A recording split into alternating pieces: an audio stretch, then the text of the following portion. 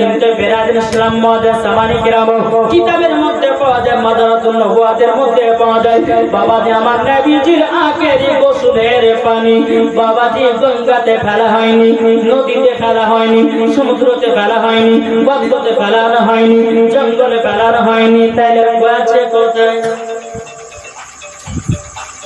ঠিক আমাদের গোসলের পানি গঙ্গাতে চলে গেছে, মাটিতে শোষণ করে নিয়েছে, এনে চলে গেছে, গর্তে গেছে, সমুদ্রতে গেছে, নদীতে গেছে, কিন্তু আমার নবীজির আখেরি গোসলের পানি কোথায় গেছে? কি বাবাজি মুসলমান কিতাবের নামটা বললাম মাদারাতুন নবুয়াতের মধ্যে পাওয়া যায় বাবা। আল্লাহ পাক আল্লাহ তাআলা চারজন ফেরেশতা নবীজির আখেরি গোসলের পানি জান্নাতে নিয়ে গিয়ে রেখেছে। সুবহানাল্লাহ সুবহানাল্লাহ। কতজন ফেরেশতা? জি কতজন ফেরেশতা? চারজন। এই ফেরেশতার নাম জানা আছে? হযরতে ইসরাইল আলাইহিস সালাম, হযরতে ইসরাফিল আলাইহিস সালাম, হযরতে মিকাইল আলাইহিস সালাম, হযরতে আপনার কিনা জিবরিল আমিন, চারজন ফেরেশতা জোরে বলেন সুবহানাল্লাহ। আমার নবী যখন দুনিয়া থেকে পর্দার আড়াল নিলেন বাবা, আমার নবী মুস্তাফার পানি মুবারক গোসলের পানি রে বাবা, আখেরি গোসলের পানি কোন গঙ্গাতে নদীতে নয়, সমুদ্রতে নয় রে বাবা, চারজন ফেরেশতা আমার নবীজির আখেরি গোসলের পানি নিয়ে গিয়ে বাবাজির জান্নাতে রাখা হয়েছে। আচ্ছা বাবা বলুন না, আপনারা যে জায়গাতে মিলাদ শরীফ শুনতে এসেছেন, আপনারা আপনার ওয়াজ নসিহত শুনতে এসেছেন, উদ্দেশ্য তো আছে, কি গো উদ্দেশ্য আছে না? দাওয়াত দিয়েছে বাড়িওয়ালা, আপনারা এসেছেন তাই না? উদ্দেশ্য আছে মিলাদ শুনবো, আজ মাওলানা ওবায়দুল ইসলাম জামালি আসবে, তার মুখ থেকে জবান থেকে ওয়াজ নসিহত শুনবো। আপনারা মনে মনে ভেবেছেন আপনাদের মসজিদের ইমামের মুখ থেকে ওয়াজ নসিহত শুনবেন, এই নিয়াত করে এই জায়গাতে এসেছেন, ঠিক না? কিন্তু যে চারজন ফেরেশতা যে নবীজির আখেরি গোসলের পানি নিয়ে গিয়ে জান্নাতে রাখলেন, আচ্ছা বলুন তো পানিটা নিয়ে যাওয়ার কারণটা কি? কারণ তো আছে। আল্লাহ পাক আল্লাহ তাআলা বলতেছে ফেরেশতারা তোমরা আমার নবীজির আখেরি গোসলের পানি কেন নিয়ে এসেছো? আল্লাহ বলেন চারজন ফেরেশতাকে আমার নবীজির আখেরি গোসলের পানি কেন নিয়ে এসেছো? বেরাদিন ইসলাম মাদান সামানি কিরাম, হে সোনা মানিকেরাম, ও মা খালা শুনে যান রাতের বেলায় মা জননীরা বেরাদারো, হযরতে জিবরিল আমিন, হযরতে ইসরাফিল, হযরতে মিকাইল, হযরতে ইসরাইল সালাম, চারজন ফেরেশতাকে আল্লাহ পাক আল্লাহ তাআলা বলতেছেন বলো আমার ফেরেশতারা, আচ্ছা তোমরা সত্যি করে বলো না আমার নবীজির আখেরি গোসলের পানি জান্নাতে কিসের কারণে রেখেছো? বেরাদিন ইসলাম মাদান সামানি কিরাম, হযরতে ইসরাইল আলাইহিস সালাম আল্লাহ পাক আল্লাহ তাআলা কেমন যোগ্য রব্বুল আলামিন, আমি জান কবজ করি প্রত্যেকটা মানুষের, একজন হিন্দুর জান কবজ করি, একজন বেধর্মী জান কবজ করি, একজন কাফেরের জান কবজ করি, একজন আপনার কিনা চুগলাও জান কবজ করি, একজন নামাজীর জান কবজ করি, একজন বেনামাজীর জান কবজ করি, একজন ঈমানদারের জান কবজ করি, বেঈমানদারের জান কবজ করি। ও আল্লাহ আপনি আমাকে এতটা পাওয়ার দিয়ে রেখেছেন, রব্বুল আলামিন আপনি তো আমাকে পাওয়ার দিয়েছেন গো আল্লাহ। তখন আল্লাহ বলছো গো ইসরাইল সাল্লাম আমার নবীজির আখেরি গোসলের পানি কেন নিয়ে এসেছো? বাবা যে হযরতে ইসরাইল সাল্লাম বলতেছে ও রব্বুল আলামিন আমার নবী মুস্তাফার চুল মুবারকে বরকত আছে না নাই? আমার নবীর চুল মুবারকে বরকত আছে না নাই? আমার নবীজির বাবাজির থুতু মুবারকের বরকত আছে না নাই? আমার নবীজির পেশাব মুবারকে আপনার বরকত আছে না নাই? হে বাবাজি মুসলমান ভাইরা, হযরত ইসরাইল সাল্লাল্লাহু আলাইহি ওয়াসাল্লাম বলে আল্লাহ গো আমার নবীজির মাথা মুবারকের পাওয়ার যদি হতে পারে, বরকত যদি হতে পারে, আল্লাহ গো তিনার শরীর মুবারক থেকে আখেরি গোসলের পানি নিয়ে এসেছি, জান্নাতে রেখেছি এই কারণ জন্য। আল্লাহ গো আমি যখন ঈমানদারের জানটা কবুল করব, আল্লাহ গো ওই ঈমানদারের জান যেন আসানে কবুল হয়ে যায়। জোরে বলুন না সুবহানাল্লাহ। বলছে বলো গো রব্বুল আলামিন আপনার কাছে একটা আবেদন করব গো আল্লাহ ও আল্লাহ আমি এই কারণের জন্য পানিটা নিয়ে এসেছি যাদের বেঈমানদার জান কবজ করা হবে বেঈমানদারে যাদের জান কবজ করা হবে বুকের উপরে হাত রাখবে মনে হবে জি সারা পৃথিবী তার বুকে চড়েছে হযরত ইসরাঈল আলাইহিস সালাম আল্লাহ ঈমানদারের জান এমন ভাবে কবজ হবে একটা বাচ্চা ছেলে মায়ের স্তনে দুধ পান করতে করতে যেমন ঘুমিয়ে যায় ঈমানদারের জান ওই রকম কবজ হবে যারা বলে সুবহানাল্লাহ ওই রকম ঈমানদারের জান কবজ হবে তো চারজন ফারিস্তার মধ্যে একজন ফারিস্তা বলল তাহলে থাকলো কটা আল্লাহ বলছে ইসরাফিল তুমি কেন নবীজির আখেরি গোসলের পানি নিয়ে এসেছো আচ্ছা ওয়াজের দিকে কারো মন দিচ্ছেন না দেখেন কি ব্যাপার একবার দূর বন্ধ আল্লাহুম্মা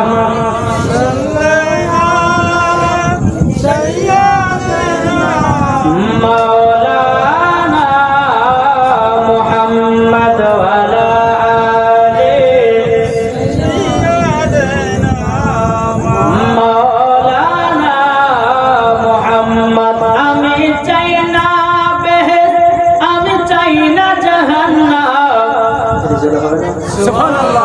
আমি চাই না বেহেশত আমি চাই না জাহান্নাম আমার কপালে লিখে দিও দয়াল নবীর নাম আমার কপালে লিখে দিও দয়াল নবীর নাম আমি চাই না বেহেশত আমি চাই না জাহান্নাম আমি চাই না বেহেশত আমি চাই না জাহান্নাম আমার কপালে দয়াল নবীর নাম আমার কপালে লিখে দিও দয়াল নবীর নাম যারা নবীর আশিকি প্রেমিক হবে যাবে তারা চলে শুধু মদিনাতে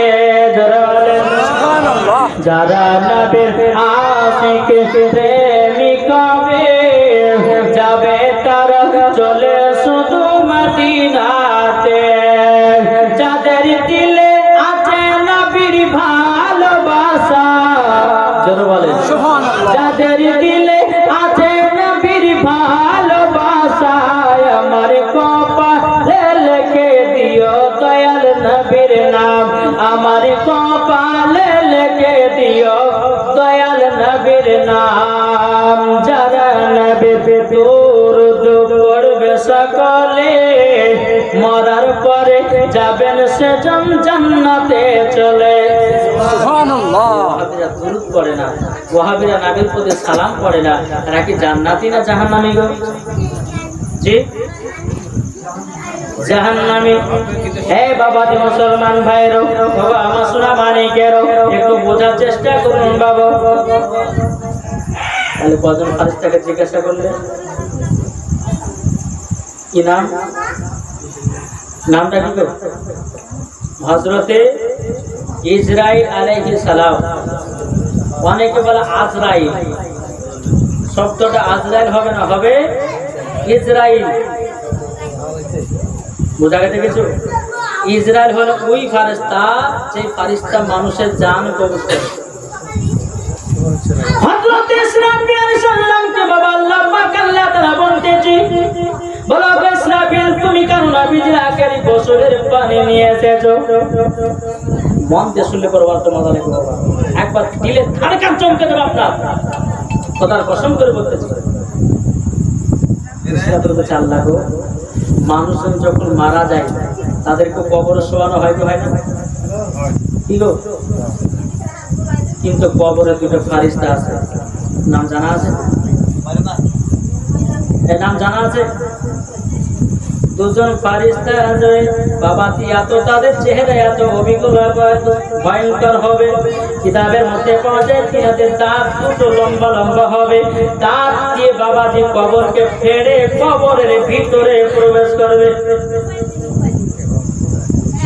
মুনকার নাকির কি বললাম ফারিস্তার নাম মুনকার নাকির আর তিন ফারিস্তা আছে আমাদের বিজ্ঞানে কিরামান কাতিবিন জি, একটি ফারিস্তা যদি কাঁধে থাকে, আপনি গুনাহ যদি করেন, একজন ফারিস্তা আছে গুনাহ লাগে, আর একজন ফারিস্তা আছে নেকি লাগে। আবার অনেকে কিছু মানুষ বলে যে আমাদের দুই কাঁধে দুই ফারিস্তা আছে, একটা হচ্ছে ভালো ফারিস্তা, একটা খারাপ ফারিস্তা। বলে কি বলে? কিন্তু ভালো খারাপ বলে কোন ফারিস্তা? সব ফারিস্তাই ভালো, কিন্তু একজন ফারিস্তা নেকি লাগে, আর একজন ফারিস্তা গুনাহ লাগে। তো বাবা যে মুসলমান দেখবেন, বাবা সকাল বেলাতে বেটা স্কুলে যাবে, মা বলছে বেটা উঠো স্কুলে যেতে হবে, বেটা উঠো নাস্তা করতে হবে, বেটা উঠো একটু মাঠে যেতে হবে, বেটা উঠো তোমাকে একটু মোড়ে যেতে হবে, কত রকমের কাজ মা সকাল বেলা বেটাকে বলে কি বলে না, আপনি যেদিন অন্ধকার কবরে যাবেন রে বাবা, যখন মুনকার নাকির আসবে আপনার কবর পেড়ে, বাবা যে মুসলমান যখনই কবরে আপনারা প্রবেশ করবে, আর ঢোকার পরে পরে বলবে মানরা পোকা। এটা তো নরমাল হলো, যখন ঢোকে মানরা পোকা। আচ্ছা, আপনার দেহ ওখানে থাকবে, যে মোর্দা বাইকে থাকবে ফেরি কে উঠবে করবে না, ঠিক আছে? উঠতে আপনার কবর থেকে উঠে বসে যাবে।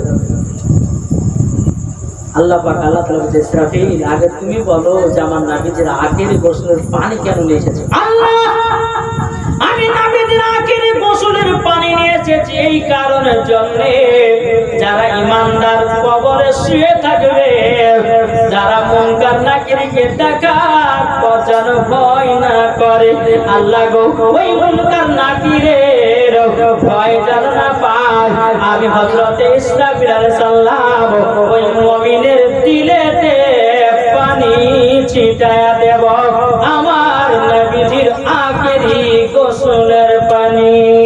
জোরে বলুন সুবহানাল্লাহ। ওই মুমিনের দিলেতে পানি ছিটায়া দেব, আবার নবীজির আখেরি গোসলের পানি ছিটায়া দেব। আল্লাহ গো যারা মুনকার নাকিরকে দেখার পর ভয় না পায়। ও যুবকেরা, ও মা, কারা একবার কবর কথা চিন্তা করেন রে মা। কবর একটা কঠিন বড় জায়গা, ঈমানদারের জন্য কবর হলো শান্তির জায়গা, আর বেঈমানদারের জন্য কবর হলো কঠিন জায়গা। কবরে কিভাবে থাকবে চিন্তা করুন। ও মা, কারা শুনেছেন মা রাতের বেলায় মা জননীরা, ও মা আপনাদেরকে বলতে চাই গো মা, অনেকে মা ভয়ের আছে সিরিয়াল দেখার পার্টি, এদিকের মাটা দেখেন, আমাদের ওই ভগবানের ব্যাপারটা ঠিক না? কি গো, এদিকের মায়েরা সিরিয়াল দেখেন, আমি জানি এদিকের মায়েরা হয়তো একটু মোবাইল টিপে আর কিছু কেউ বাকি নাই। বাবা যে মুসলমান, হে সোনা মানিকেরা, বাবা আমার মা কারা শুনেছেন মা রাতের বেলায়, ও মা তোদের জান্নাত যদি পেতে চান গো মা জননী, স্বামীর পায়ের তলে হলো স্ত্রীদের জান্নাত। একজন মহিলা আমাকে ফোন করেছে, বলে হুজুর গো আমি নামাজ পড়ি, কিন্তু আমার স্বামী মদ পান করে, আমার স্বামী জুয়া খেলে, আমার স্বামী আমাকে মারধর করে। ও মুরব্বি সাহেব, আপনি বলুন না, আপনারা তো বলেন কিতাবের মধ্যে থেকে স্বামীর পায়ের তলে স্ত্রীর জান্নাত। ও মুরব্বি সাহেব বলুন না, আমার স্বামী মদ পান করে, আমার স্বামী জুয়া খেলে, ও আমার মুরব্বি সাহেব বলুন ওই স্বামীর পায়ের তলে জান্নাত পাবো কি পাবো না? আমি বোনটাকে বললাম, বোন তোমার স্বামীর কর্তব্য তোমার স্বামী করে গেছে, তোমার কর্তব্য তুমি করে গেছো, তুমি নিশ্চয় জান্নাতি হয়ে যাবা। সুবহানাল্লাহ। এই আমার কথা কি বুঝতে পারছেন? একজন মহিলা বলছে ওয়াজ শুনেছে, ওয়াজ শোনার পরে বাবাজি মনীষা বলেছে স্ত্রীর পায়ের তলে, স্বামীর পায়ের তলে হলে স্ত্রীর জান্নাত। রাত্রে 12টার সময় বাড়ি রেখেছে, যাওয়ার পর স্বামী আপনার মশারে কেটে ঘুমিয়ে আছে, তারপর যাই স্বামী আমার মশাটা বলেন তো, বলে এখানে কি হয়েছে? মাথা গরম করাই না, ওয়াজ শুনতে গেছিলাম, মনীষা বলেছে স্বামীর পায়ের তলে হলে স্ত্রীর জান্নাত। আর ঘুরে দেখবো কত করে জান্নাত আছে। আচ্ছা, ওরকম জান্নাত পাওয়া যায়? জি, ও বাবা, স্বামীর সেবা করতে হবে, শুধু মায়েদের দোষ দিলে হবে না, কিছু যুবকদের ছেলেদের দোষ আছে, আচ্ছা না? অনেকে আপনার ছেলেরা আছে কি বাড়িতে বউ আছে, কিন্তু বউর প্রতি কোনো খোঁজ নাই, বই কি লাগবে কি লাগবে না, কি লাগবে কি লাগবে না, ভালো কি মন্দ সেটা বোঝে না। বিদেশে কাজে যায়, বউকে বাবা 1 ঘন্টা কথা বলে না, 5 মিনিট, হ্যালো কি করছো গো, খাওয়া দাওয়া করলে, ঠিক আছে রাখছি, রাখো। আর অন্য মেয়ে যদি আমরা ফোন করে, হাই রে বাবা 2 ঘন্টা 3 ঘন্টা ধরে গল্প করে, করে না। ও যুবক, তুমি চিন্তা করো, কবরকে লক্ষ্য করো, কবরকে ভয় করো। আমার নবীজি বলেছি, যারা কবরকে ভয় করে তাদের দ্বারাতে কোনো গুনার কাজ নাই। জোরে বলুন সুবহানাল্লাহ। এ সোনামানিকেরা, ও মা গেল শুনে যান মারাতের বেলা গো মা জননীরা, হযরত ইসরাফিল সাল্লাম বলছে, আল্লাহ গো, মুনকার নাকির যখন কবরের ভিতরে প্রবেশ করবে, যারা ইমানদার হবে তারা যেন ভয় না পায়। আমি নবীজির আখেরি গোসলের পানি ইমানদারের শরীরে ছিটায়া দেব, জীবন ভয় পাবে না। সুবহানাল্লাহ। জীবনে ভয় পাবে না। তাহলে কটা ফারিস্তা হলো? 2টো। মন্দে শুনছেন তো? 2টো ফারিস্তা। তাহলে থাকলো আর 2টো। হযরত মিকাইল সাল্লামকে বলছো, মিকাইল বলো বলো, তুমি নবীজির আখেরি গোসলের পানি কেন নিয়ে এসেছো? হযরত মিকাইল সাল্লাম বলতে, রব্বুল আলামিন, আল্লাহ, কাল কিয়ামতের ময়দানে জমিন যখন থরথর করে কাঁপতে লাগবে, আসমান যখন থরথর করে কাঁপতে লাগবে, আল্লাহর বান্দারা বলবে, এই জমিন থামো থামো, থামবে না, আরো কাঁপতে লাগবে। আল্লাহর কোরআন বলতেছে, ইজা জুজিলাতিল আরদু জিলজালাহা ওয়া আখরাজাতিল আরদু আসকালাহা। এ বাবা, যে জমিন থরথর করে কাঁপতে লাগবে রে বাবা, যারা বেঈমানদার হবে তাদের শরীরের ঘাম চুয়ে চুয়ে তাদের শরীরটা বাবাজি আপনার মাথা পর্যন্ত ডুবে যাবে। এ বাবাজি মুসলমান ভাইরা, এ সোনামানিকেরা, হযরত মিকাইল আলাইহিস সালাম তিনি বলছে, আল্লাহ গো, কাল কিয়ামতের ময়দানে আমার ঈমানদার আল্লাহ গো, আপনার বান্দারা যেন না ভয় পায়। আমি নবীজির আখেরি গোসলের পানি ঈমানদারের শরীরে ছিটায়া দেব, তারা কিয়ামতের দিন ভয় করবে না। নারে তাকবীর, নারে রিসালাত, মাশরাক আল হাযরাত, বলো জিন্দাবাদ। আল্লাহ ঈমানদাররা যেন কিয়ামতের দিন যেন ভয় না পায়, তার জন্য আমি নবী মুস্তাফার আখেরি গোসলের পানি নিয়ে এসেছি, ওই মুমিনদের শরীরে ছিটায়া দেব। জোরে বলে সুবহানাল্লাহ। তাহলে কটা ফারিস্তা হলো? 3টা। 4 নম্বর ফারিস্তাকে বলছে, জিবরিল আমিন, বলো বলো, তুমি কেন আখেরি গোসলের পানি নিয়ে এসেছো? হযরত জিবরিল আমিন বলতেছে, আল্লাহ গো, ও রব্বুল আলামিন, আপনাকে একটা কথা আমি বলতে চাই গো আল্লাহ, যারা ঈমানদার হবে, আল্লাহ গো, যারা 5 ওয়াক্ত নামাজ রোজা হজ যাকাত করেছে, যারা আপনার প্রতি ঈমান এনেছে, আল্লাহর প্রতি যারা ঈমান, আপনার জ্ঞানের প্রতি যারা ঈমান এনেছে, ও আল্লাহ, ও রব্বুল আলামিন, আপনাকে দেখবার জন্য অনেক ঈমানদার চেষ্টা করেছে, কিন্তু আল্লাহ গো, আপনাকে দেখতে পাই নাই। ও আল্লাহ, আপনাকে শুধু দেখেছে আমাদের নবী নূর মুজাসসাম, নবী কামলিওয়ালা, মাকবুল সরদার, আমাদের মুক্তার নবী মুহাম্মদ রাসূলুল্লাহ সাল্লাল্লাহু তাআলা আলাইহি সাল্লাম। ও আল্লাহ, আপনাকে আমাদের নবী ডাইরেক্ট দিদার করেছে। ও আল্লাহ, কাল কিয়ামতের ময়দানে ঈমানদার মানুষজন আপনাকে ডাইরেক্ট দেখতে পায়, ওই ঈমানদারের চোখে আমি নবীজির আখেরি গোসলের পানি ছিটায়া দেব। আল্লাহ, ঈমানদারেরা আপনার সঙ্গে দিদার লাভ করবে। সুবহানাল্লাহ। এ বাবাজি মুসলমান ভাইরা, 4 জন ফারিস্তা বলে দিল, আমার নবীজির আখেরি গোসলের পানি নিয়ে এসেছি একমাত্র ঈমানদারের জন্য। কার জন্য? জোরে বলেন না, ঈমানদারের জন্য। তাহলে বলেন, ঈমানদার হতে চায় না বেঈমানদার হতে চায়? কি গো, কথা বলেন না? ইমানদার হতে চাই। ঈমানদার হয় না? ঈমানদার হয়ে আমরা কবরে যেতে চাই, ঠিক না গো? আর ঈমানদার হয়ে যদি কবরে যায়, তো মরার পরে জান্নাতি না জাহান্নামী? জান্নাতে। লজ্জা কেন বলুন না? আমরা নবীর উম্মত, ইনশাআল্লাহ আমরা জান্নাতে যাব। যাবে কারা? ওয়াহাবিরা যাবে, লামাধাবিরা যাবে, দেওবন্দি যাবে না। একমাত্র যদি জান্নাতে যায় তো সুন্নি দলেরাই যাবে জান্নাতে। সুবহানাল্লাহ, সুবহানাল্লাহ। ওই ডাবজোর মুলবিরা জান্নাতে যাবে না। দেখে বলছে ডাবজোরকে চিনেন তো? চিনেন না?